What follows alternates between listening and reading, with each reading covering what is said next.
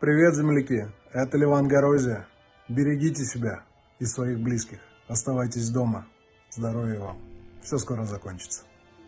Привет, мои дорогие! Привет, моя республика! Особенно города, которые сейчас сидят на самоизоляции. Я надеюсь, что вас не станет больше. Нерюнгри, Алдан, Ленск. Я с вами, Надежда Ангарская. Я вас очень сильно люблю. Я мимо Ленска приезжала в Нерюнгри, я очень долго жила. Помните, нерюнгринцы? Алдан, вы тоже недалеко. Держимся. Всем вам здоровья, всем нам терпения, крепкого иммунитета. Вместе мы сила.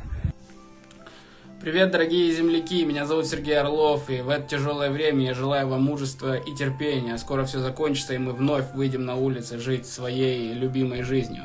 Главное потерпеть. Здравствуйте, дорогие земляки, меня зовут Арина Данилова. Давайте в это непростое время будем держаться друг за друга, беречь свое здоровье и оставаться дома. Скоро все пройдет, главное верить. Дорогие земляки, я бы хотела пожелать вам, вашим родным и семьям здоровья, чтобы вирус миновал вас стороной. Пожалуйста, проверяйте одиноких бабушек, дедушек, друзей во время карантина. Это время для них очень непростое. И, пожалуйста, берегите друг друга. Дорогие якутяне, я Соколов Артем, игрок футбольного клуба Чертаново и сборной России U17. Сейчас я нахожусь на самоизоляции.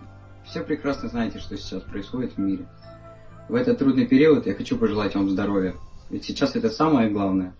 Оставайтесь дома, побудьте рядом с близкими.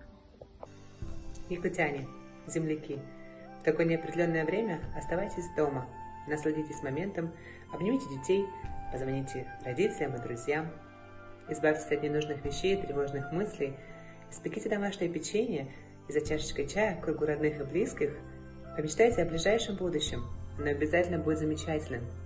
А если вы хотите почувствовать себя настоящими волшебниками, поучаствуйте в благотворительности, помогите тем, кому эта помощь сейчас нужна вдвойне. Все будет хорошо.